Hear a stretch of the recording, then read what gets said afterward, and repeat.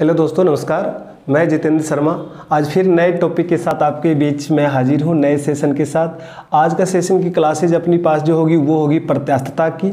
Physics का ही topic है science में, और वो टॉपिक है अपने पास प्रत्यास्थता, जिसे हम इंग्लिश में कहते हैं इलास्टिसिटी। क्या कहते हैं दोस्तों? इलास्टिसिटी। इलास्टिसिटी प्रत्येक पदार्थ में हो सकता है, ठोस में भी हो सकता है, द्रव में भी हो सकता है और गैस में भी हो सकती है। तो हम बात करेंगे कि प्रत्यास्थता का गुण किस में ज़्यादा होता है और किस में कम होता है, और प्रत्यास्थता होता क्या है।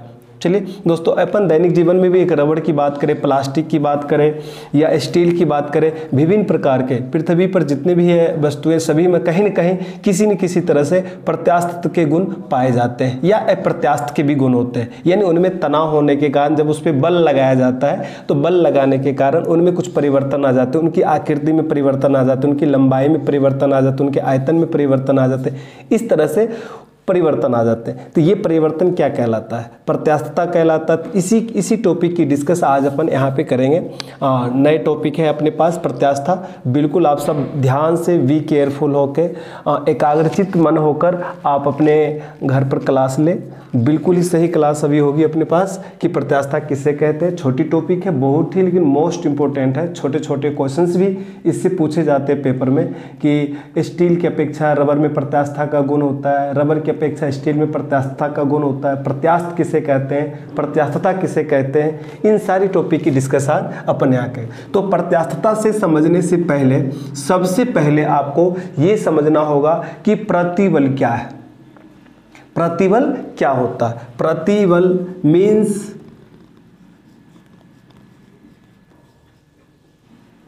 प्रतिबल यानी जो बल का क्या कर रहा है? विरोध कर रहा है, बल के विपरीत कार्य कर रहा है, उसे कहते हैं प्रतिबल। और इंग्लिश में इसे कहते हैं स्ट्रेस। क्या कहते हैं दोस्तों? स्ट्रेस। मैंने क्या कहा आपको कि प्रत्यास्थता को समझने से पहले आपको इस टॉपिक के अंतर्गत आपको एक छोटा सा पॉइंट है जिसे कहते हैं प्रतिबल, उसे समझना जरूरी है। और प्रतिबल को इंग्लिश में कहते हैं स्ट्रेस। स्ट्रेस क्या होता है यानी प्रतिबल क्या होता है? और आपकी अपनी भाषा में, दैनिक जीवन के भाषा में बात करें, दैनिक कार्य की भाषा में बात करें तो प्रतिबल का मतलब होता है तनाव। तनाव की बात कर रहे हैं। जब किसी वस्तु पर बल लगाया जाता है तो वस्तु द्वारा एक आंतरिक प्रतिरोध उत्पन्न होता है जो उस बाहरी बल का क्या करता है? विरोध करता है। चलिए दोस्तों, मैं सबसे पहले डायग्राम के माध्यम से समझ ले कि मान लिया जाए ये वस्तु है और इस वस्तु पे अपन क्या कर रहे हैं? बाहरी बल। ये क्या है? बाहरी बल। और ये क्या है? वस्तु। जब किसी वस्तु पर बाहरी बल लगाया जाता है तो वस्तु द्वारा एक आंतरिक प्रतिरोध उत्पन्न होता है जो इस बाहरी बल का क्या करता है? विरोध करता है। जो इस बाहरी बल का क्या करता है? विरोध। अतः वस्तु द्वारा आंतरिक प्रतिरोध जो बाहरी बल का विरोध करता है वही क्या कहलाता है? वस्तु का प्रतिबल कहलाता है। क्या कहलाता है दोस्तों? वस्तु का प्रतिबल कहलाता है। कोई पूछ ले आपसे, किसी प्रकार की परिभाषा भी आ जाए और प्रतिबल से संबंधित छोटे छोटे क्वेश्चंस भी पूछ ले जाते हैं। साइंस एक अथाह सागर है, शम का भंडार बता सकते हैं। इनमें से कहीं से भी क्वेश्चन पूछ दीजिए, बस उनको टॉपिक दिखनी चाहिए कि प्रत्यास्थता की बात कर रहे हैं। कहीं प्रत्यास्थता की बात हुआ, उनमें से टॉपिक जरूर आपसे पूछ लिया जाएगा। तो हम बात कर रहे हैं प्रतिबल की। प्रतिबल मीन्स स्ट्रेस, और इसका मैंने बता दी प्रतिबल यानी क्या? बल के प्रतिक्रिया। जब कोई बाहरी बल लग रहा है किसी वस्तु पर तो उसका वस्तु के द्वारा आंतरिक प्रतिरोध जो है वो प्रतिक्रिया कर रहा है बाहरी बल का। तो इस प्रकार से जो उत्पन्न होती है बल, वो क्या कहलाता है? प्रतिबल कहलाता है। ठीक है दोस्तों, अब यहाँ पे जो क्वेश्चंस आते हैं, मेन पॉइंट जो क्वेश्चन बनता है कि प्रतिबल को किससे डिनोट किया जाता है? तो प्रतिबल को हम P से डिनोट करते हैं। किससे डिनोट करते हैं? P से। और प्रतिबल बराबर होता क्या है? तो प्रतिबल बराबर होता है बल बटा क्षेत्रफल। बल बटा क्षेत्रफल। ठीक है ना? कभी कभी यहाँ पे आपको ये भी लिखा सकता है लोड बटा क्षेत्रफल। ठीक है ना? कभी कभी ये भी लिखा सकता है। और इसको यदि और भी अच्छी तरह से मॉडिफाइड करके लिखे इंग्लिश में तो यहाँ पे आ जाएगा F/A या L/A। ठीक है ना? लोड L से डिनोट किया अपन ने। अब यहाँ पे पूछ लिया जाता है प्रतिबल का SI मात्रक क्या होता है? तो प्रतिबल का एसआई पद्धति में मात्रक न्यूटन प्रति मीटर स्क्वायर होता है। क्या होता है दोस्तों? न्यूटन प्रति मीटर स्क्वायर होता है। ये हो गए प्रतिबल की बात। मैं दोबारा एक बार इस टॉपिक को कंफर्म कर देता हूँ, फिर से दोबारा रिपीट कर देता हूँ, दोहराने की कोशिश कर रहा हूँ कि प्रतिबल यानी बल का प्रतिक्रिया करने वाले। जब किसी वस्तु पे अपन बाहरी बल लगाते हैं तो वस्तु में एक आंतरिक प्रतिरोध उत्पन्न होता है जो उस बाहरी बल का क्या करता है? विरोध करता है। अर्थात जो आंतरिक प्रतिरोध होता है वस्तु का, जो बाहरी बल का विरोध करता है, वही क्या कहलाता है? प्रतिबल कहलाता है। क्या कहलाता है? प्रतिबल कहलाता है। ठीक है ना? तो इस प्रतिबल को हम यहाँ से डिफाइन कर दिए कि हम किस पे लगा रहे हैं बल, तो किसी वस्तु के क्षेत्रफल पे लगा रहे हैं बल। तो बल बटा क्षेत्रफल यानी लोड बटा क्षेत्रफल। इसको अपन किससे डिनोट किए? प्रतिबल को P से। P बराबर क्या लिखा? F अपॉन A या L अपॉन A। कभी कभी ये तो एक छोटा सा फॉर्मूला, इसी से एक छोटे से क्वेश्चन बन जाते हैं कि प्रतिबल बराबर होता है। अब वहाँ पे ऑप्शन मिल जाएंगे, बल बटा क्षेत्रफल हो गए, कोई और 2-3 ऑप्शन मिल गए, तो अपने को ध्यान रखना है कि बल बटा क्षेत्रफल होता है। इंग्लिश में भी लिख दिया F अपॉन A, इंडिकेट कर दिया। प्रतिबल का ऐसा ही मात्रक होता है यहाँ पे न्यूटन प्रति मीटर, क्योंकि बल का ऐसा ही मात्रक क्या होता है? न्यूटन, और क्षेत्रफल का क्या होता है? Metre square. तो हमने लिख दिया न्यूटन प्रति मीटर स्क्वायर। यहाँ पे हमने ये कभी कभी इस तरह से यदि लिखा हुआ नहीं आए तो आपको घुमा कर देता है क्वेश्चंस, ताकि आप कंफ्यूजन हो जाओ कि नहीं ये नहीं वो और कुछ और हो सकता था, मैंने तो ये पढ़ा और यहाँ पे मैं कुछ और देख रहा हूँ। तो आपको इस तरह से भी करना है, न्यूटन मीटर स्क्वायर, ये भी हो सकता है, क्योंकि प्रति को हटा दिया तो जैसे मीटर स्क्वायर ऊपर जाते हैं तो जो नीचे धनात्मक था वो क्या हो गया? ऊपर पे ऋणात्मक में, जो घात है वो घात क्या हो जाएगी? ऋणात्मक हो जाएगी। तो न्यूटन मीटर स्क्वायर, या ऐसे भी हो सकता है न्यूटन मीटर स्क्वायर। आप इस तरह से भी लिख सकते हो, इस तरह से भी आ सकता है। ये तीनों में से कोई भी एक भी आ सकता है आपके पेपर में कि प्रतिबल का ऐसा ही मात्रक होता है। क्या होता है? आपके पास ऑप्शन होगा, ये ऑप्शन नहीं होगा तो ये ऑप्शन होगा, ये ऑप्शन नहीं होगा तो ये ऑप्शन होगा। तीनों में से जरूर कोई ना कोई एक ऑप्शन होगी जिसपे अपने को टिक लगाना है। चलिए, ये हो गए प्रतिबल की बात।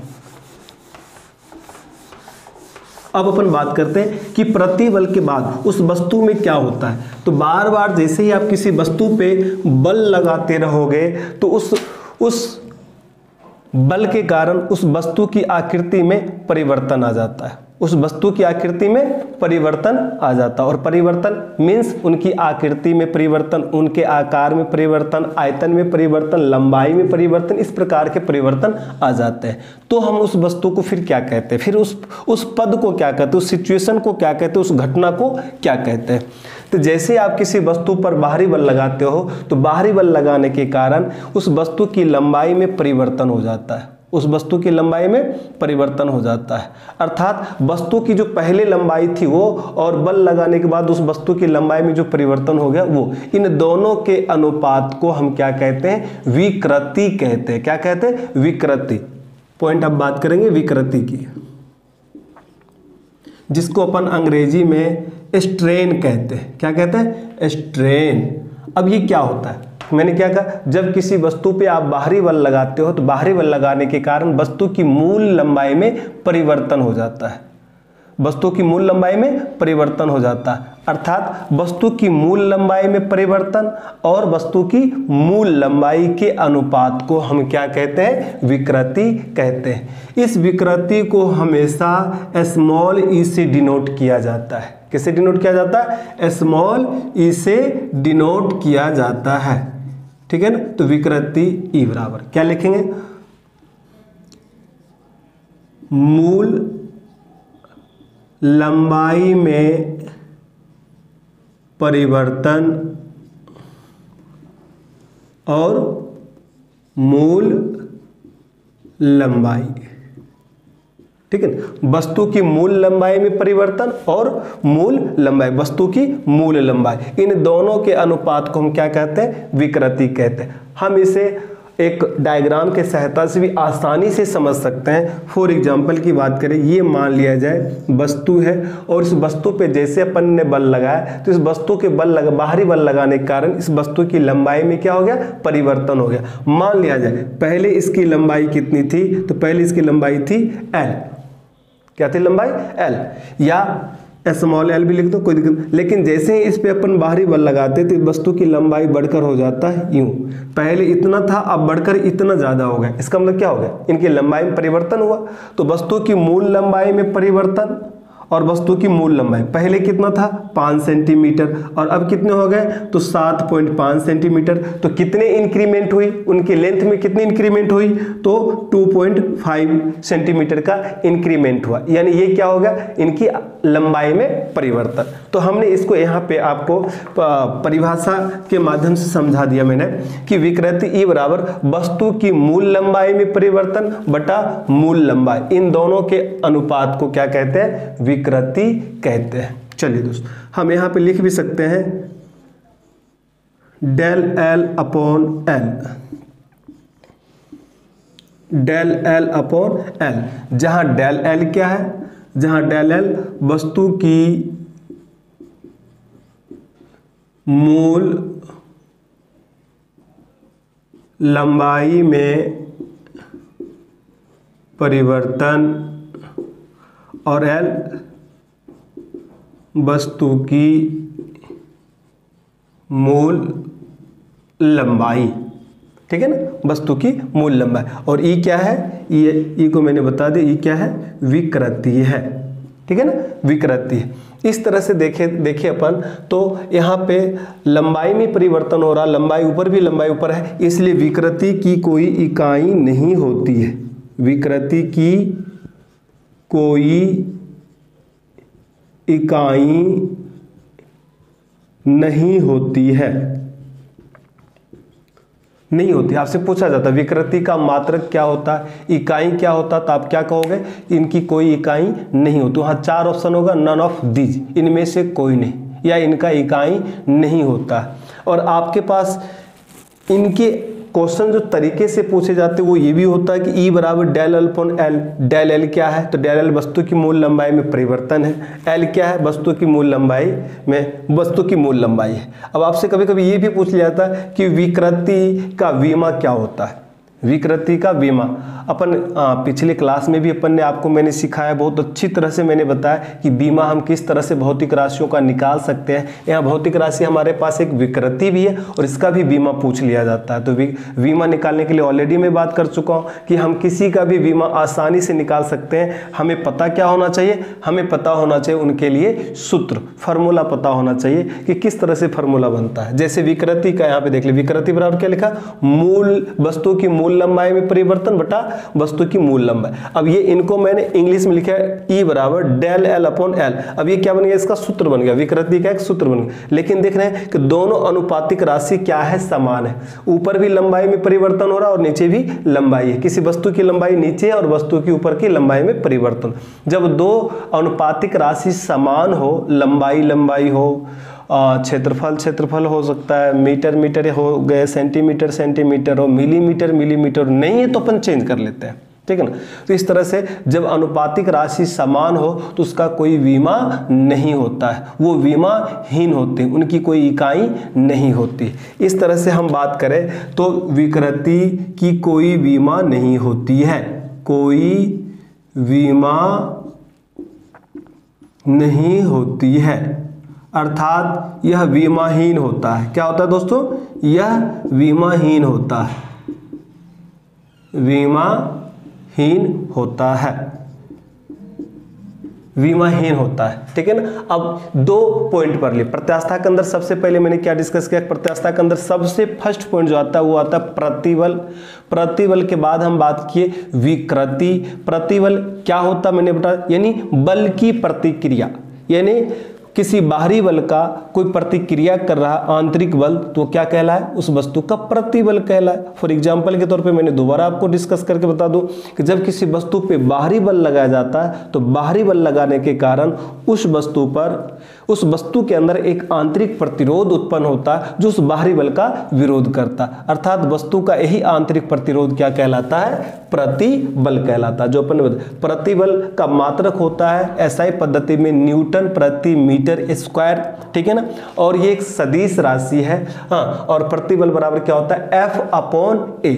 नेक्स्ट पॉइंट बात की विकृति की, जब बार बार किसी वस्तु पे आप प्रतिबल लगाते रहोगे तो एक समय ऐसा आता है कि उस वस्तु का आंतरिक प्रतिरोध छिन्न भिन्न हो जाते हैं, अर्थात कमजोर हो जाता है, ठीक है ना, उनकी काम करने की, विरोध करने की शक्ति बिल्कुल ही खत्म हो जाती है। और हम चाहे तो उस पर बाहरी बल लगाने से उनकी आकृति में परिवर्तन ला सकते हैं, इच्छा अनुसार, मन चाहे जिस तरह की आकृति में हम ढाल सकते हैं, उसे ही क्या कहते हैं, विकृति कहते हैं। अर्थात प्रतिबल के बाद जब किसी वस्तु में, जब किसी वस्तु की आकृति में या जब वस्तु की लंबाई आयतन में परिवर्तन हो जाए तो वो किस रूप में आ जाती है, विकृति। विकृति यानी क्या, आकृति में विस्तार, किसी वस्तु की आकृति में विस्तार, बार बार प्रतिबल के बाद उस वस्तु की आकृति में क्या आ जाए, विस्तार आ जाए, तो उस घटना को, उस परिघटना को, उस सिचुएशन को, उस स्थिति को हम कहते हैं विकृति, दैट इज कॉल्ड स्ट्रेन कहते हैं। उसकी बात अपन ने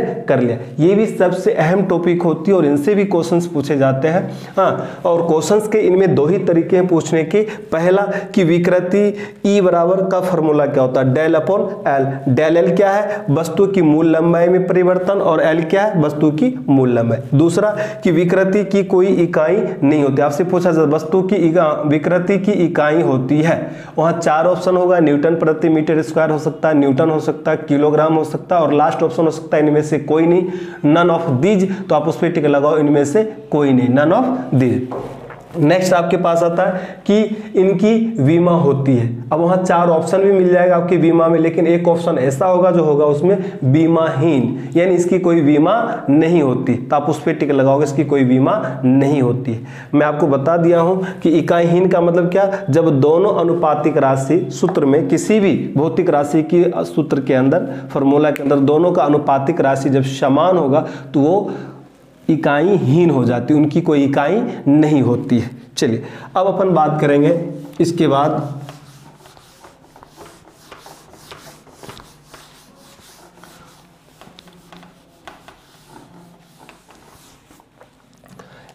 करेंगे जो नेक्स्ट टॉपिक आते हैं, वो सबसे अहम टॉपिक है, सबसे मोस्ट इंपॉर्टेंट टॉपिक है, very very most important, related to other examination. जितने ऑल ओवर एग्जामिनेशन, जितने भी एग्जाम होती है सभी एग्जाम में इनसे तो कहीं ना कहीं जरूर टच कर लिए जाते हैं, और हम सोचते हैं कि ये छोटा सा टॉपिक है, इससे नहीं पूछे जाते, लेकिन ये हमारी कन्फ्यूजन, ये हमारी भूल है कि हम इस चीज़ को भूल जाते हैं। हमेशा आपको एक बात को ध्यान से रखना है, गौर करना है कि जब भी कोई साइंस की टॉपिक हो या किसी भी सब्जेक्ट से संबंधित टॉपिक हो, आप छोटे छोटे टॉपिक को कवर जरूर करो, उनको नोट जरूर करो, ठीक है ना। जैसे यहाँ पे आ जाएगा हुक का नियम, हुक का नियम, ये हुक के नियम की बात करते हैं। हुक का नियम क्या होता है और किस तरह से अपन ये कार्य करता है। प्रत्यास्थता सीमा के अंदर किसी वस्तु में उत्पन्न विकृति, प्रत्यास्थता सीमा। अब यहाँ पे टॉपिक मैंने क्या कहा था, प्रत्यास्थता बाद में बात करूंगा, लेकिन पहले आगे कि प्रत्यास्थता मतलब क्या, किसी वस्तु को टूटने से पहले, जब किसी वस्तु पे रबर पे आप बल लगाकर खींचते हो एक दूसरे के विरुद्ध में, तो अधिकतम खींचने के बाद और उससे ज़्यादा कि तो टूट जाती है। तो टूटने से पहले जहाँ तक वो बल को सह सके, जहाँ तक वो कार्यकारी बल कहते हैं उसको, कार्यकारी बल, जहाँ तक कोई वस्तु सह सके तनाव के रूप में, वहाँ तक की स्थिति उस वस्तु का क्या कहलाता है, प्रत्यास्थता सीमा कहलाता है। तो हुक का नियम क्या, हुक थे, उन्होंने नियम बनाया था कि प्रत्यास्थता सीमा के अंदर किसी वस्तु में उत्पन्न विकृति उस पर लगाए गए प्रतिबल के समानुपाती होता है। क्या कहा गया, हुक के नियम के अनुसार क्या कहा, हुक ने क्या कहा कि प्रत्यास्थता सीमा के अंदर किसी वस्तु में उत्पन्न विकृति उस पर लगाए गए प्रतिबल के समानुपाती होता है।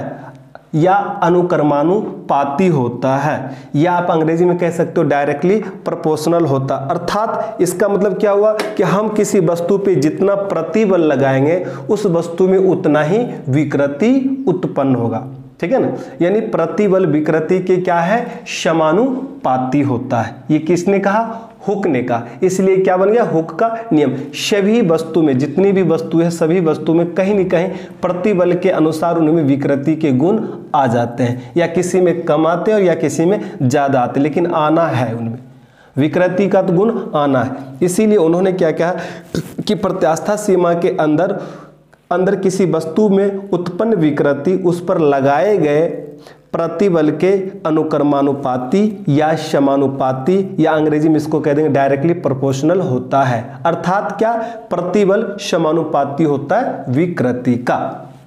चलिए तो मैं लिख लूं यहां पे,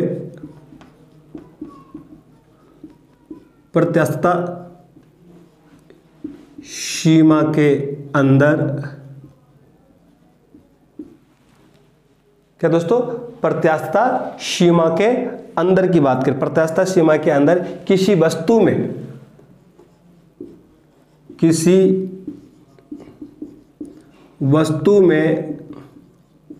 उत्पन्न विकृति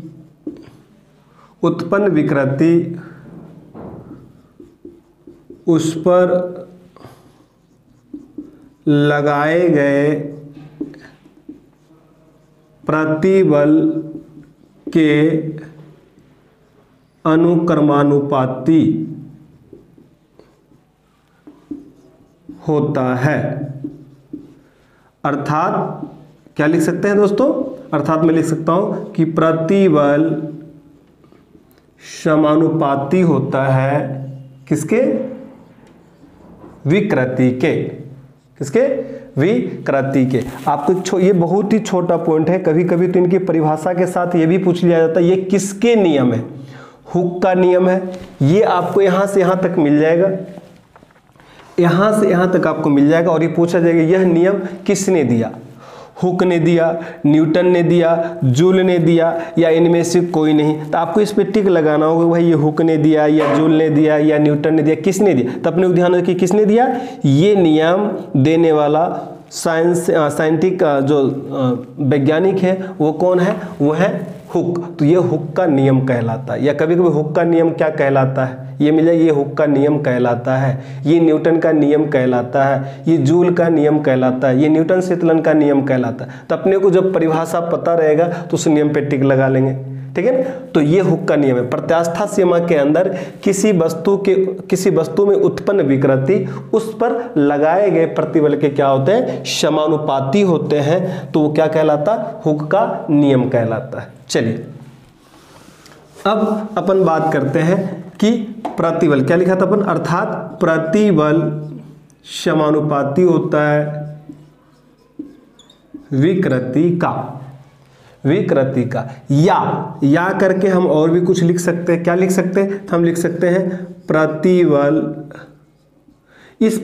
इस समानुपाती का मतलब होता है कि उस वस्तु के अंदर गुण की बात आती है, कि पदार्थ की प्रकृति पे निर्भर करता है कि किस वस्तु में कितनी विकृति आ सकता है प्रतिबल लगाने के बाद। प्रतिबल लगाने के बाद जिस वस्तु में जितनी विकृति आ जाए वही उस वस्तु का क्या कहलाता है, गुण कहलाता है, ठीक है ना। तो उस गुण को हम कहीं ना कहीं किसी चीज से इंडिकेट करते, कहीं ना कहीं उसका हम कुछ नाम डाल देते, कुछ नाम से उनको पुकारते हैं, ठीक है ना। तो यहाँ पे मैं लिख दूंगा, यहाँ पे E इंटू विकृति। अब ई का मतलब क्या है, ई का मतलब क्या हो गया, इसे कहते हैं प्रत्यास्थता गुणांक। प्रत्यास्थता गुणांक यह वस्तु, किसी भी वस्तु की पदार्थ की प्रकृति, यानी किसी भी पदार्थ की प्रकृति पर निर्भर करता है, पदार्थ की प्रकृति पर निर्भर करता है कि उस वस्तु में कितनी विकृति के गुण हैं। तो वही क्या कहलाता है, ई कहलाता है, ठीक है ना। किसी में कम भी आ सकता है और किसी में ज्यादा भी आ सकता है, ठीक है ना। तो हम यहाँ पे ऐसे भी लिख सकते हैं, या प्रतिबल, विकृति को इधर ले आओ, गुना में है तो इसको इधर बटा में ले आएंगे, विकृति बराबर ई, जहां ई क्या है, प्रत्यास्थता गुणांक। ई क्या है? प्रत्यास्थता गुणांक। यानी ई को प्रत्यास्थता गुणांक, और ई किस पे निर्भर करता है? पदार्थ की प्रकृति पे निर्भर करता है। यह इसका मान भिन्न भिन्न पदार्थों के लिए भिन्न भिन्न हो सकता है या होता है। ठीक है ना, भिन्न भिन्न हो सकता है या होता है। तो ठीक ध्यान रखना, यहाँ पे मैं लिख भी देता हूं आपको, ई प्रत्यास्थता गुणांक, यानी ई का मान भिन्न भिन्न पदार्थों के लिए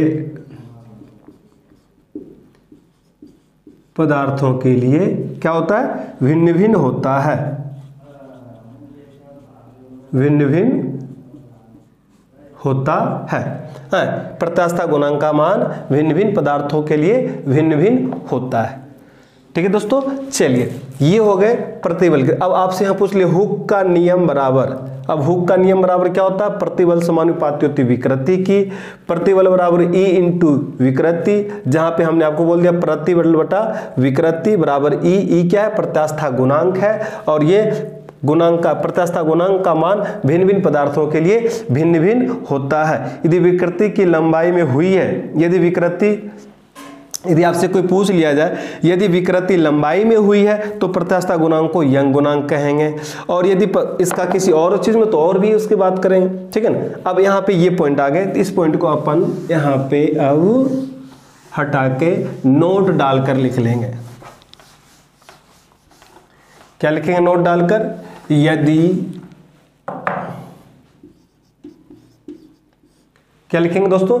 यदि वस्तु में विकृति जो हुआ है, यदि विकृति लंबाई में हुई है तो प्रत्यास्थता गुणांक को हम यंग गुणांक भी कहते हैं। क्या कहते हैं? यदि विकृति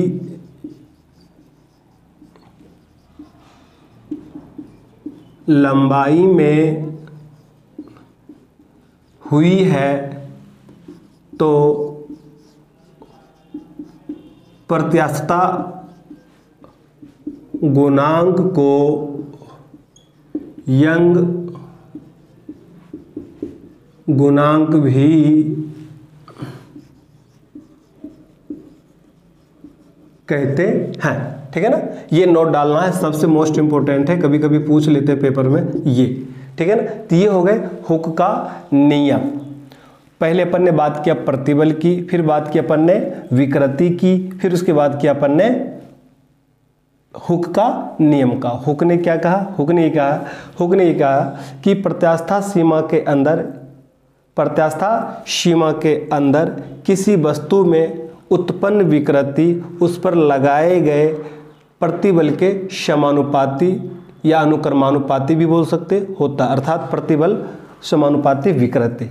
इसका मतलब क्या होगा कि किसी वस्तु में जितना आप प्रतिबल लगा रहे हो उस वस्तु में प्रतिबल के अनुसार ही क्या आती है? विकृति आती है, यानी आकार में परिवर्तन आता है। यदि उनकी लंबाई में परिवर्तन आ गया तो उसे यंग गुणांक भी कह सकते हैं। ठीक है ना। तो और ये परिवर्तन आते हैं, ये परिवर्तन उनकी गुणों के कारण, पदार्थ में गुणों के कारण, यह निर्भर करता है पदार्थ की प्रकृति पर। आपसे पूछ लेता है कि प्रत्यास्थता गुणांक किस पे निर्भर करता है, तो प्रत्यास्थता गुणांक किसी भी पदार्थ किसी भी पदार्थ में प्रकृति पर निर्भर करता है। ठीक है ना। तो इस तरह से आप उसको भी आता है क्वेश्चन में, क्वेश्चन इस टाइप से भी आते हैं, तो आप इसको सॉल्व कर सकते हो। नेक्स्ट आ जाता है कि प्रत्यास्थता गुणांक का मान होता है, तो सभी पदार्थों के लिए प्रत्यास्थता गुणांक का मान भिन्न भिन्न होता है। जितने भी पदार्थ सब में भिन्न भिन्न मान होते हैं, किसी में कम किसी में ज़्यादा। और यदि किसी वस्तु की विकृति लंबाई में परिवर्तन हो रहा है तो हम उस प्रत्यास्थता गुणांक को हम यंग गुणांक भी कहते हैं। चलिए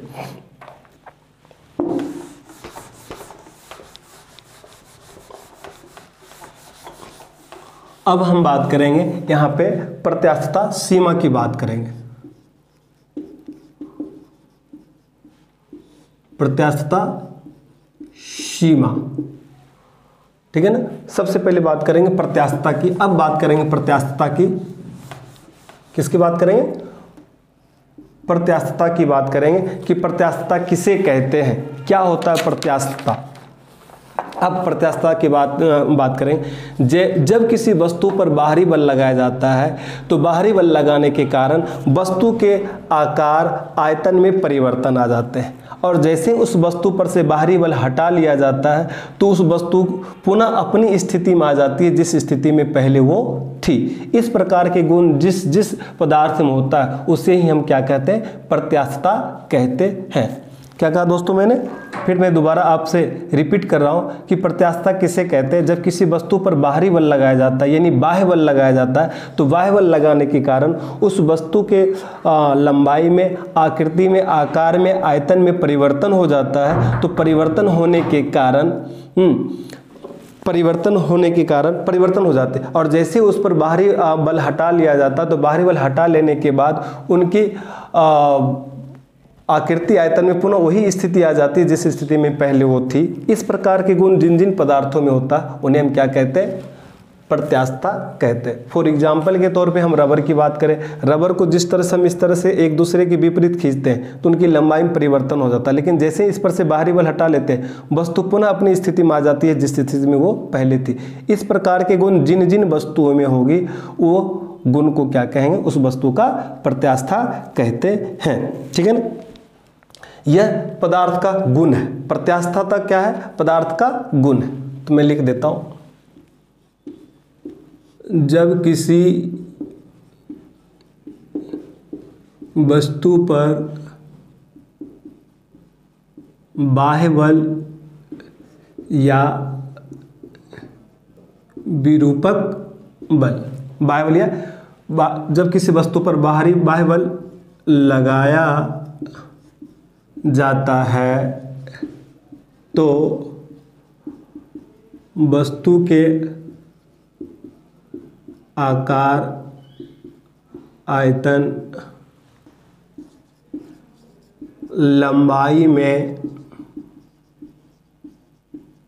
परिवर्तन हो जाता है, और जैसे ही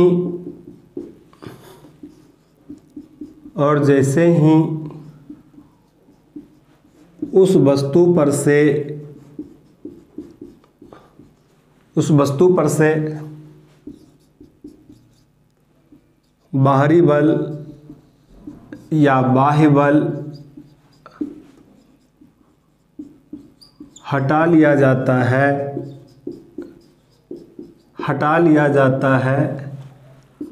तो वस्तु पुनः उसी स्थिति में आ जाती है जिस स्थिति में पहले वो थी। और जिस वस्तु में इस प्रकार के गुण आ जाते हैं वही क्या कहलाता है, प्रत्यास्थता कहलाता है। ठीक है दोस्तों, जब किसी वस्तु पर बाहरी बल या विरूपक बल लगाया जाता है तो वस्तु के आकार आयतन में क्या हो जाते हैं, परिवर्तन आ जाते हैं, उसकी लंबाई में परिवर्तन आ जाते हैं। ठीक है, और जब ये बल हटा लिया जाता है तो वस्तु अपनी पूर्व स्थिति में आ जाती है जिस स्थिति में वो थी। ठीक है ना, तो इस वस्तुओं में इस गुण को क्या कहते हैं, हम प्रत्यास्थता कहते हैं, इलास्टिसिटी कहते हैं। किसी में ज़्यादा भी हो सकता है, किसी में कम भी हो सकता है। ठीक है ना, तो चलिए अब अपने से पूछा जाता है कि सबसे अधिक प्रत्यास्थता का गुण किसमें होता है। सबसे अधिक गुण प्रत्यास्थता का किसमें होता है। आपके पास सबसे मोस्ट इंपोर्टेंट टॉपिक आ जाता है, सबसे अधिक प्रत्यास्थता का गुण किसमें आ जाता है, यानी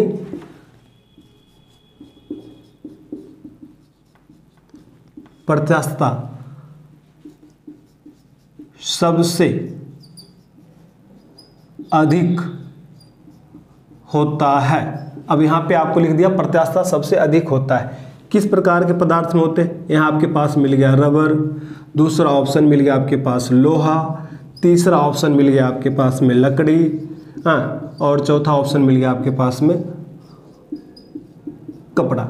ठीक ठीक है ना, 4 ऑप्शन। इस तरह से यदि आपसे पूछ ले सबसे अधिक प्रत्यास्थता का गुण किस में आ जाता है, तो मैंने क्या कहा था कि जो बल हटाने के बाद, बाहरी बल हटाने के बाद जिस वस्तु में पुनः पूर्व स्थिति आ जाती है, यानी जिस स्थिति में पहले वो थी उस स्थिति में धीरे धीरे करके आ जाती है। और इस प्रकार के गुण जिन जिन पदार्थों में, जिन जिन वस्तुओं में होगा वो क्या कहलाएगा, उस वस्तु का प्रत्यास्थता कहलाता है। ठीक है ना। तो अब यहाँ पे रबर है, लोहा, लकड़ी और कपड़ा, तो किस पे टिक लगाएंगे, रबर पे लगाएंगे, क्योंकि रबर इन तीनों की अपेक्षा तुरंत ही अपनी स्थिति में आ जाती है। ठीक है ना, इसलिए सबसे अधिक प्रत्यास्थता का गुण किसमें, रबर में। लेकिन यहाँ पे प्रत्यास्थता नहीं कि सिर्फ लिख दे प्रत्यास्थ सबसे अधिक किसमें है, प्रत्यास्थ सबसे अधिक किसमें है, तो आप फिर क्या करोगे, फिर आपके पास यहाँ पे ऑप्शन आ जाएगा एक और, कोई और नहीं होगा, यहाँ ये आ जाएगी। तो आपको किस प्रत्यास्थ किसकी है, तो प्रत्यास्थ सबसे अधिक होता है रबर, लोहा, लकड़ी और स्टील, तो टिक लगाना है स्टील। क्यों, स्टील रबर की अपेक्षा स्टील में अधिक प्रत्यास्थ के गुण पाए जाते हैं। लेकिन प्रत्यास्थता का गुण किसमें होता है, सबसे ज्यादा रबर में होता है। ये 2 क्वेश्चन सबसे ही मोस्ट इंपोर्टेंट है, हर टॉपिक को, हर पेपर को टच करता है। जितने भी एग्जाम होते हैं सभी एग्जाम में कहीं न कहीं ये सामान्य विज्ञान या जी के जनरल सामान्य ज्ञान के अंदर भी इन क्वेश्चन को एक रूप में डाल देता है, क्वेश्चन बना के डाल देते हैं। ये इसके लिए कोई विज्ञान की बात नहीं करेगा, सामान्य विज्ञान से कोई क्वेश्चन पूछा नहीं, ये सामान्य ज्ञान में भी आ जाते हैं, एक जीके के तौर पे भी इस क्वेश्चन को पूछ लिए जाते हैं।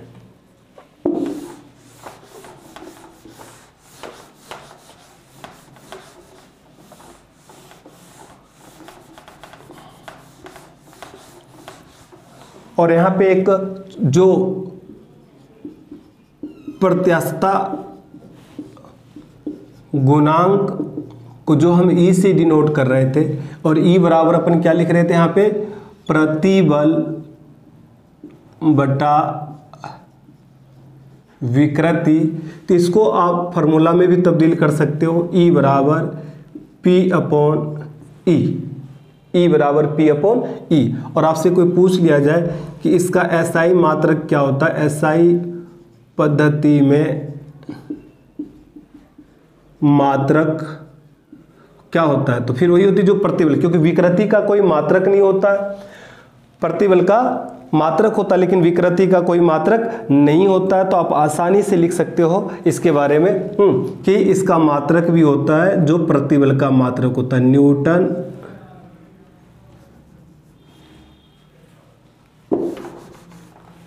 न्यूटन प्रति मीटर स्क्वायर।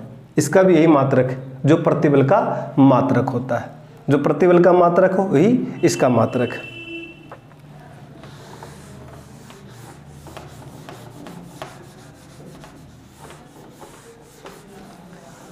ये टॉपिक हो गया अपने पास प्रत्यास्थता की। प्रत्यास्थता से संबंधित आपके 2-3 क्वेश्चंस आते हैं, प्रतिबल के क्वेश्चंस आ जाते हैं, विकृति के क्वेश्चंस आ जाते हैं, उसके बाद यंग प्रत्यास्थता गुणांक से भी क्वेश्चन आ सकते हैं, हुक के नियम से भी क्वेश्चन आ सकते हैं, और सबसे मोस्ट इंपोर्टेंट इनके उदाहरण है। प्रत्यास्थता का गुण सबसे अधिक किसमें पाया जाता है, रबर में पाया जाता है या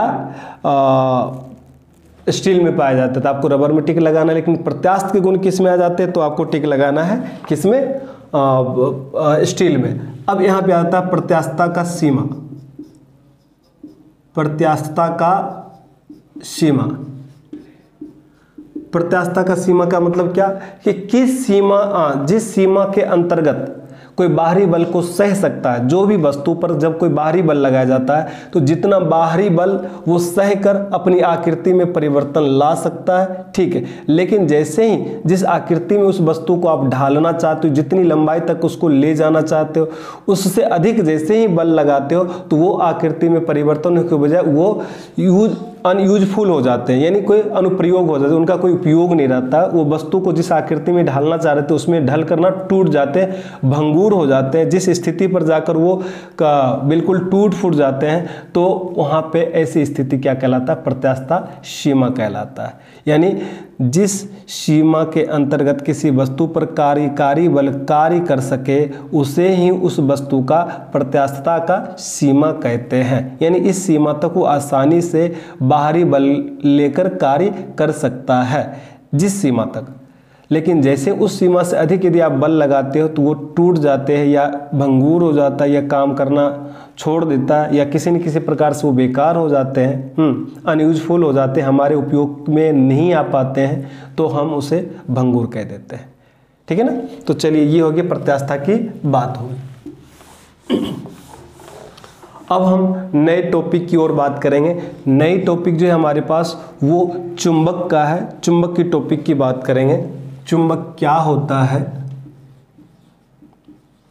ये भी सबसे मोस्ट इम्पोर्टेंट टॉपिक है। सबसे ज़्यादा क्वेश्चन इनसे भी पूछा जाता है, बहुत बार ही हर बार क्वेश्चन इससे पूछे जाते हैं और इनसे तो सलीके से तरीके से क्वेश्चन पूछे जाए, टेक्निकल पेपर में भी और नॉन टेक्निकल पेपर में भी इनसे क्वेश्चंस पूछे जाते हैं।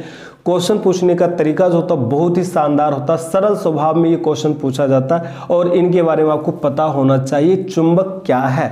चुंबक को हम अंग्रेजी में मैग्नेट कहते हैं, मैग्नेट कहते हैं, मैग्नेट। ठीक है ना। चुंबक, तो चुंबक का मतलब क्या होता है, यानी ऐसे लौह पदार्थ, ऐसे पदार्थ जो लौह चुंबकीय पदार्थ को क्या करे, लौह पदार्थ को अपनी ओर आकर्षित कर ले।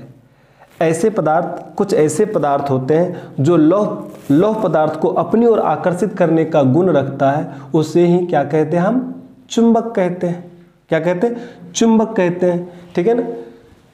चुंबक को सर्वप्रथम मैग्नीशिया नामक शहर में इसके बारे में बात हुआ था और इनको सर्वप्रथम देखने वाले जो प्रैक्टिकल एज ए प्रयोग होने वाले था वो सर्टेन नामक चरवाहा था। ठीक है ना। और सर्टेन नामक चरवाहा की ज्योति में, जो चमड़े की ज्योति उनमें कील था, तो वो जब भेड़ चराने के लिए जा रहे थे तो भेड़ चराने के लिए उनके जंगलों में उनके पैर जो जूती पहन रखे थे उनके पैर में छोटे छोटे कील के साथ छोटे छोटे टुकड़े कुछ पदार्थ चिपक गए, तो वहाँ से एहसास हुआ कि नहीं इसमें चुंबक के गुण है। ठीक है ना। तो यहाँ से एक परिभाषा निकल जाता है कि वैसे पदार्थ जो लौह के पदार्थ को अपनी ओर आकर्षित करने का गुण रखता है, ऐसे पदार्थ में क्या, किस प्रकार का गुण कहलाता है? चुंबक कहलाता है। जिस पदार्थ में इस प्रकार के गुण होते हैं वो चुंबकत्व कहलाता है। क्या कहलाता है? चुंबकत्व कहलाता है। तो ठीक है, अब चुंबक की बात कर लिए तो अभी आता है कि चुंबक कितने प्रकार के होते हैं। चुंबक मुख्यतः दो प्रकार के होते हैं। चुंबक मुख्यतः दो प्रकार के होते हैं, दो प्रकार के होते हैं। एक होते हैं अपने पास चुंबक जो होता है वो होता है प्राकृतिक चुंबक होता है, प्राकृतिक चुंबक, और दूसरे होते हैं वो होता है कृत्रिम चुंबक। प्राकृतिक चुंबक और कृत्रिम चुंबक। प्राकृतिक चुंबक को हम नेचुरल मैग्नेट भी कहते हैं और कृत्रिम चुंबक को हम आर्टिफिशियल मैग्नेट कहते हैं। प्राकृतिक चुंबक का मतलब क्या, जो कहीं न कहीं अयस्क खनिज से प्राप्त हो रहे हैं वो प्राकृतिक चुंबक कहलाते हैं। प्राकृतिक चुंबक को हम यहाँ पे लौह का ऑक्साइड भी कहते हैं, लौह का ऑक्साइड भी कहते हैं। और प्राकृतिक चुंबक का हम यहाँ पे रासायनिक नाम भी लिख सकते हैं, Fe3O4। आपसे पूछ लिया जाता है कि प्राकृतिक चुंबक का रासायनिक नाम क्या होता है, Fe3O, रासायनिक लौह का ऑक्साइड, और रासायनिक सूत्र होता है Fe3O4। एक यहाँ से क्वेश्चन आ जाते हैं पेपर में। और यह आता है प्राकृतिक चुंबक में चुंबक के गुण होते हैं। प्राकृतिक चुंबक में चुंबक के गुण होते हैं लेकिन उतना नहीं होता जितना होना चाहिए, इनकी आकृति भी सही नहीं होती है। ठीक है ना। और इसमें जितना हमारी इच्छा अनुसार चुंबक के गुण होने चाहिए उतना नहीं होता, बहुत ही चुंबक के गुण कम होते हैं। तो प्राकृतिक चुंबक में चुंबक के गुण कम होता है। नेक्स्ट, आकार बेडोल होता है, यानी सही आकार नहीं होता है इसका। ठीक है ना। और प्राकृतिक चुंबक को क्या कहते हैं, लोहे का ऑक्साइड भी कहते हैं और इसका सूत्र होता है Fe3O4, Fe3O4। और प्राकृतिक चुंबक को हम लोड स्टोन भी कहते हैं। क्या कहते हैं दोस्तों? लोड स्टोन भी कहते हैं, लोड स्टोन। और अभी भी अपने समुद्री जहाज़ों को दिशा निर्देश देने के लिए या दिशा निर्देश पाने के लिए अभी भी हम लोड स्टोन का प्रयोग कर रहे हैं वो, ठीक है ना। तो लोड स्टोन को हम, प्राकृतिक चुंबक को हम लोड स्टोन भी कहते हैं, लोहे का ऑक्साइड भी कहते हैं, और इसका रासायनिक सूत्र होता है Fe3O4 होता है। प्राकृतिक चुंबक के गुण जो होते हैं, प्राकृतिक चुंबक के गुण बहुत कम होते हैं, इनकी आकृति भी बेडोल होती है, इसलिए अभी भी इनको कहीं यूज जो करें वो सिर्फ नाविकों में करते हैं। नाविकों के समुद्र के अंदर जो होते हैं उनको दिशा निर्देश दिखाने के लिए नाव के पाल के ऊपर ये लगा होता है लोड स्टोन। मैं आपको बता दूं, ये नाव हो गया और नाव पर इस तरह से पाल लगे होते इस तरह से, इस पाल के ऊपर इस तरह से पोटलियों में बंधा होता है। पोटलियों में क्या बना होता है, ये चुंबक, प्राकृतिक चुंबक बंधा होता है, प्राकृतिक चुंबक बना होता है, और ये दिशा निर्देश बताता है कि अपने को किस ओर जाना है, ठीक है ना। तो ये प्राकृतिक चुंबक की बात आ गई।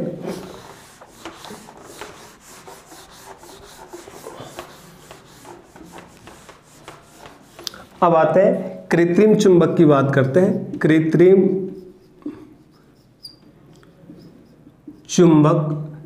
चुंबक को हम आर्टिफिशियल मैग्नेट कहते हैं, यानी मानव निर्मित। इस प्रकार के चुंबकत्व में चुंबक का गुण अधिक होता है, जितना आपकी इच्छा अनुसार आप इनकी आकार को भी बना सकते हो, जिस आकार में आप इसको बनाना चाहो उस आकार में भी आप बना सकते हो, ठीक है ना। तो कृत्रिम चुंबक क्या होता है, तो कृत्रिम चुंबक, मानव निर्मित चुंबक को क्या कहते हैं, हम कृत्रिम चुंबक कहते हैं। इन प्रकार के चुंबक में चुंबकशीलता का मान, चुंबकत्व गुण का मान बहुत अधिक होता है, और इनको हम अपनी इच्छा अनुसार आकार में, आकृति में बना सकते, ढाल सकते हैं। बेसिकली कृत्रिम चुंबक का जो आकार होता है वो यू आकार का होता है, जिसको कहते हैं हॉर्स शू, ठीक है ना।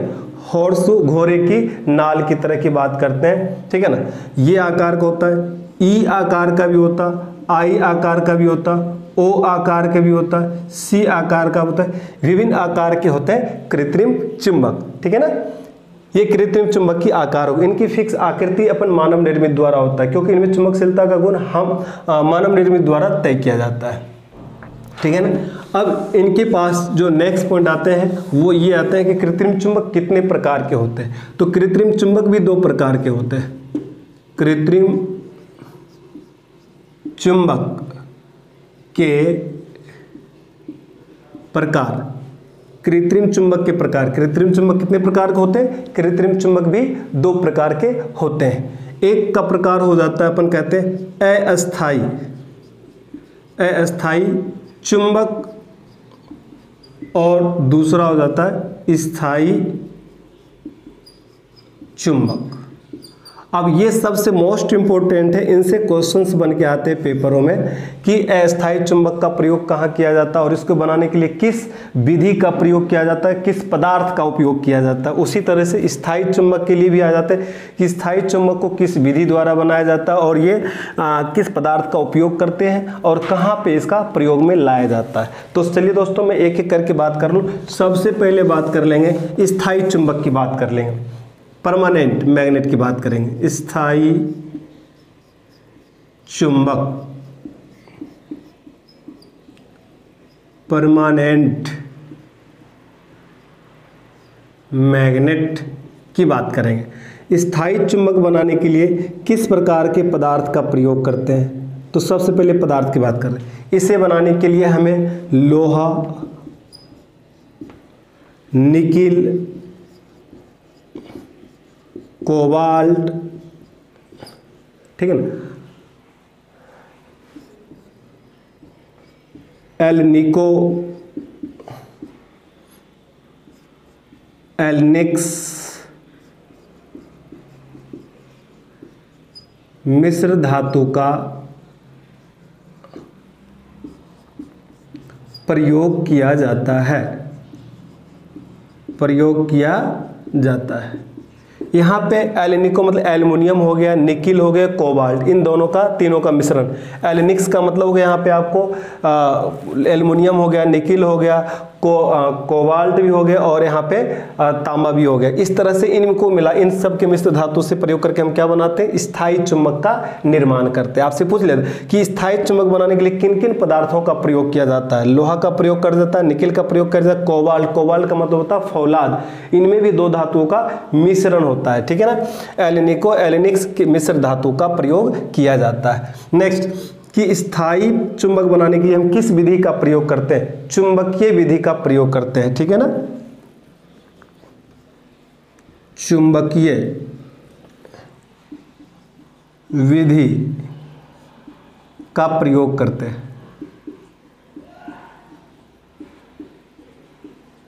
चुंबकीय विधि का प्रयोग करते हैं। अब आप साथ स्थायी चुंबक का प्रयोग किस किस रूप में किया जाता है। स्थायी चुंबक का प्रयोग किया जाता है डायनेमो के रूप में, जो टू व्हीकल्स वगैरह में लगे होते हैं, मोटर बाइक वगैरह में लगे होते हैं, डायनेमो के रूप में, लाउड स्पीकर के रूप में, ईयरफोन के रूप में, हेडफोन के रूप में, छोटे छोटे खिलौनों में,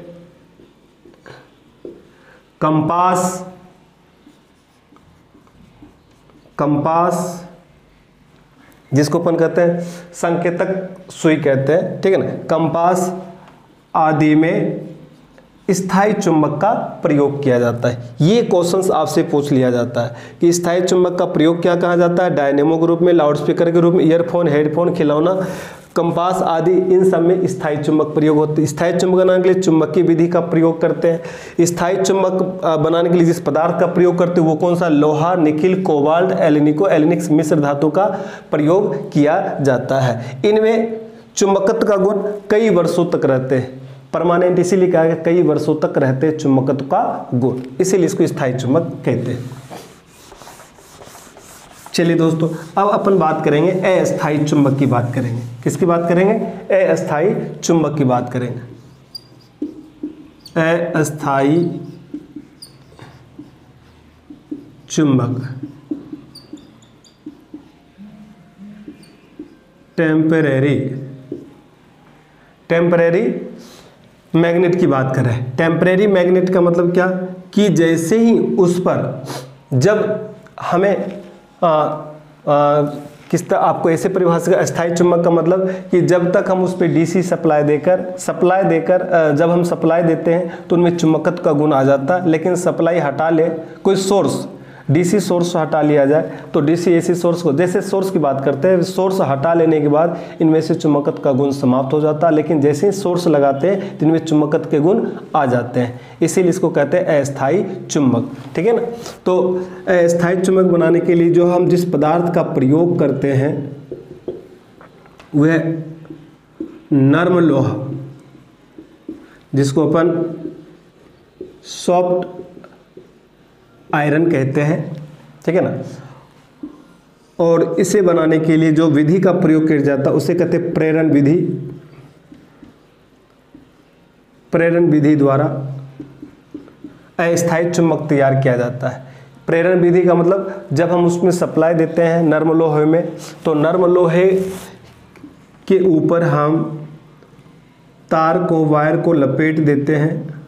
जैसे इसमें सप्लाई देते हो तो सप्लाई देने पर इसमें चुंबकीय गुण आ जाते हैं, लेकिन जैसे ही सप्लाई हटा लिया जाता है तो इसमें से चुंबकत्व का गुण समाप्त हो जाता है।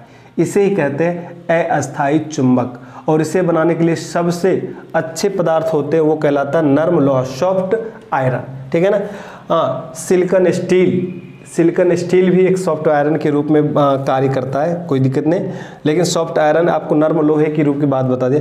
प्रेरण विधि द्वारा आसानी से अस्थायी चुंबक बना सकते हैं और इनका प्रयोग जो किया जाता है वो किया जाता है विद्युत मोटर, ट्रांसफार्मर आदि में अस्थायी चुंबक का ही प्रयोग किया जाता है। ये हो गए हमारे पास कृत्रिम चुंबक के प्रकार, इसे कहते हैं कृत्रिम चुंबक के प्रकार। अब इसके अलावा अपने पास आ जाते हैं नए टॉपिक्स जो आ जाते हैं, वो टॉपिक्स आ जाता है कि चुंबकशीलता के आधार पर चुंबकीय पदार्थ कितने प्रकार के होते हैं।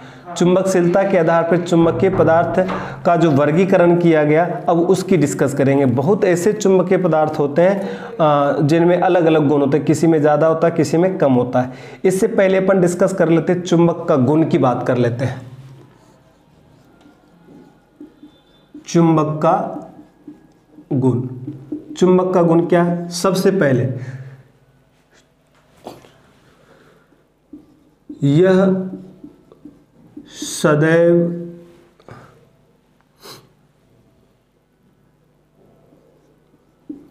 उत्तर दक्षिण दिशा में ही, यह सदैव उत्तर दक्षिण दिशा में ही स्वतंत्रता पूर्वक लटकता रहता है, लटकता रहता है। दूसरा,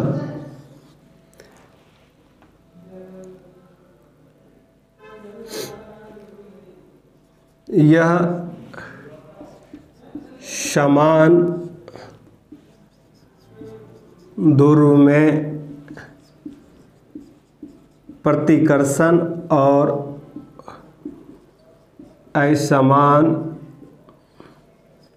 ध्रुव में आकर्षण का गुण पैदा करता है। ठीक है, यानी मान लिया जाए ये हमारे पास एक चुंबक पदार्थ है, इस चुंबक पदार्थ के इस सिरा को हम एन कहते हैं और इस सिरा को हम एस कहते हैं, यानी एन एस, नॉर्थ और साउथ, उत्तर और दक्षिण। अब एक और हमारे पास आ जाए और यहाँ पे भी आ जाए एक पदार्थ और यहाँ पे आ जाए एस और यहाँ पे आ जाए एन, तो ये एस एस के बीच में आकर्षण का गुण ना होकर क्या होगा? प्रतिकर्षण का गुण, यानी ये दोनों एक दूसरे से हटना चाहेगा, एक दूसरे के विरुद्ध में कार्य करेगा। लेकिन यदि इसमें यहाँ पे एन और यहाँ पे एस आ गया और यहाँ पे भी हमारे पास एन आ गए और यहाँ पे एस आ गए, तो एन एस ये एक दूसरे को क्या करेंगे? आकर्षण के गुण पैदा करते हैं। ठीक है ना, इसीलिए कहते हैं कि चुंबक में एक गुण होता है कि ये समान, इसे हम ध्रुव कहते हैं, पोल कहते हैं, इसे क्या कहते हैं? पोल कहते हैं। तो ये समान ध्रुव में प्रतिकर्षण और असमान ध्रुव में आकर्षण का गुण पैदा करता है। ठीक है ना, और ये हमेशा सदैव उत्तर दक्षिण दिशा में ही स्वतंत्रतापूर्वक लटकता रहता है। नेक्स्ट पॉइंट आ जाती है इसी के अंतर्गत, ये उनका गुण है। हाँ, एक गुण और है इनके, यह है कि तीसरा, कि इनके कितने भी चुंबकीय पदार्थ को कितने भी टुकड़े कर दो, सभी में दो पोल हो जाते हैं, सभी में दो पोल आ जाते हैं, और उन 1000 टुकड़े कर दे तो 1000 टुकड़े में भी पोल एन एस बन जाते हैं। ठीक है ना, और चुंबकीय पदार्थ के हमेशा मध्य में चुंबक का गुण यानी चुंबकशीलता का गुण बिल्कुल ही कम होता है और इनके दोनों सिरा पर सर्वाधिक होता है। आपसे कोई पूछ ले चुंबकीय पदार्थ में सर्वाधिक चुंबकत्व का गुण कहाँ रहता है, तो आपको क्या बताना? सर्वाधिक गुण हमेशा चुंबक के सिरा पे रहता है और मध्य में क्या रहता है? कम रहता है। यदि चुंबकीय पदार्थ को आप लोहे से बार बार पीटते रहोगे तो उसमें चुंबकत्व का गुण समाप्त हो जाता है। ये इनके चुंबक के गुण कहलाते हैं।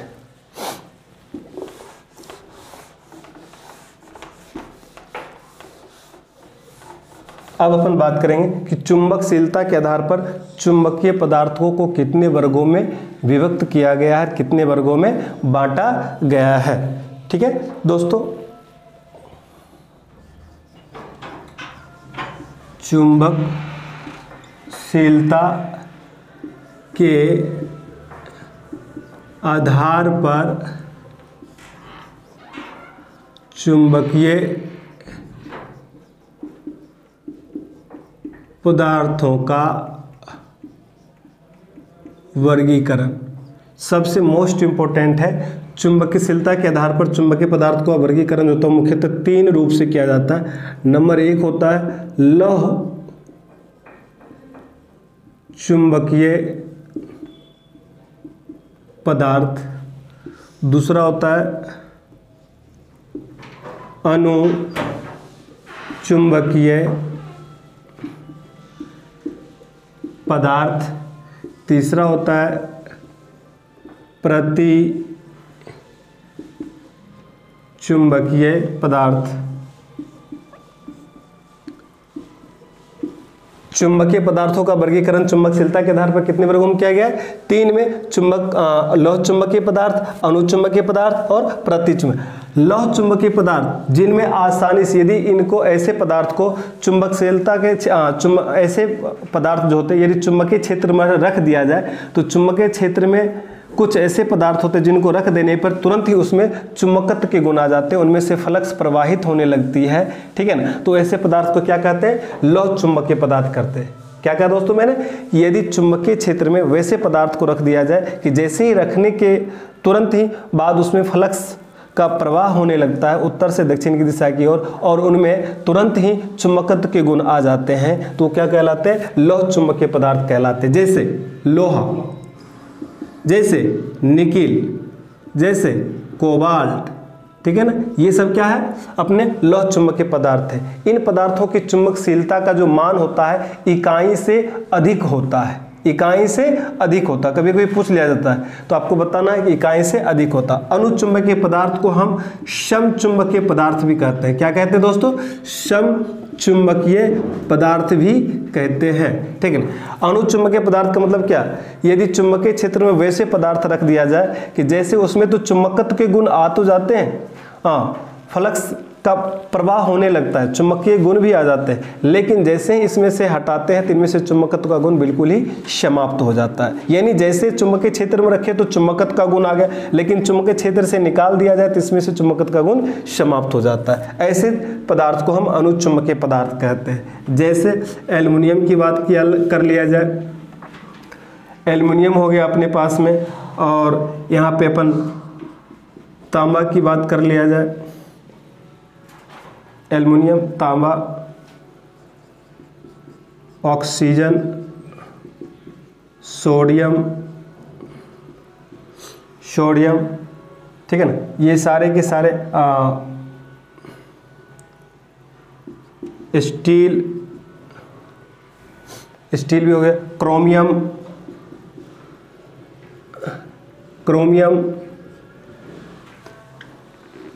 प्लेटिनम, ये सारे के सारे ऐसे हैं जो अनुचुंबकीय पदार्थ हैं। इनको चुंबकीय क्षेत्र में रखने पर चुंबक के गुण आ जाते हैं, लेकिन जैसे ही बाहर निकालते हैं इसमें से चुंबक का गुण समाप्त हो जाता है, तो क्या कहलाता है? अनुचुंबकीय। प्रतिचुंबकीय पदार्थ को हम विषम चुंबकीय पदार्थ भी कहते हैं, विषम चुंबकीय पदार्थ भी कहते हैं। विषम चुंबकीय पदार्थ मतलब क्या? ऐसे पदार्थ को जिसको हम चुंबकीय क्षेत्र में रखते हैं तो ना उसमें से चुंबकत्व का गुण बनता और ना ही उनमें फ्लक्स प्रवाह होती है, ना फ्लक्स प्रवाह होता और ना ही उसमें चुंबकत्व के गुण बनते हैं चुंबकीय क्षेत्र में रखने पर। वैसे पदार्थ को क्या कहते हैं? हम प्रतिचुंबकीय पदार्थ कहते हैं। जैसे नंबर 1 बिस्मिथ हो गया आपके यहाँ पे, जल, नमक, हवा, ये सब के सब क्या है? प्रतिचुंबकीय पदार्थ कहलाते हैं। चुंबक के चैप्टर में थोड़ा बहुत कुछ और भी बाकी है। आज के सेशन में क्लास में इतना ही काफ़ी है। नेक्स्ट टॉपिक में हम जो चुंबक से संबंधित थोड़ी बहुत टॉपिक बच गए उनका भी हम डिस्कस कर लेंगे। तब तक के लिए राम राम।